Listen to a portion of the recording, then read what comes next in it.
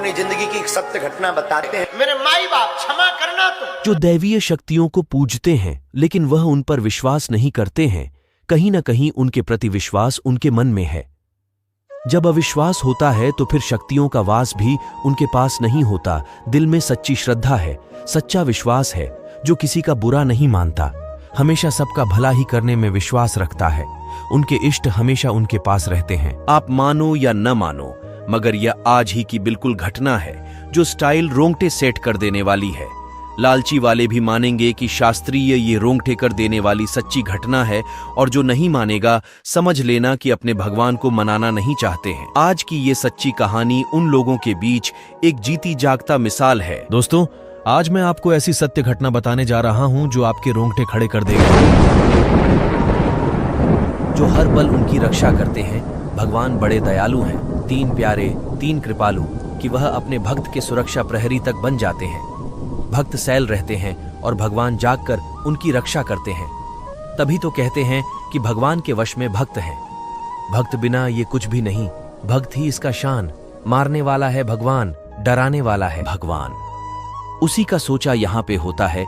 उसकी शक्ति महान सिद्धजन कहते हैं भगवान किसी से दूर नहीं है।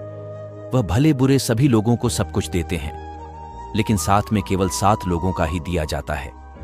ये विश्वास प्रबल करने वाली आज की ये बिल्कुल सच्ची कहानी है जो अभी किश्तों में आपके पास आ गई है। आप मानो या ना मानो, कोई माने या ना माने, लेकिन मैं यह बिल्कुल पूर्ण रूपेण लेबल हूं, और मेरा यह अटल विश्वास है कि मेरा यह जीवन चमत्कारों से भरा है। न जाने कितनी बार काल के झपट्टे मारने के बावजूद यह जीव यदि सकुशल है तो यह परमपिता भगवान की ही कृपा है।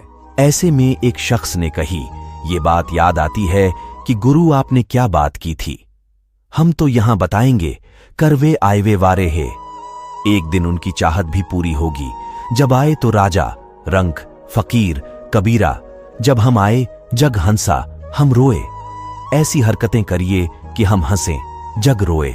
कहते हैं कि लाभ हानि, जीवन मृत्यु, यश अपयश सब विधि हाथ है। फिर हाथ क्या है?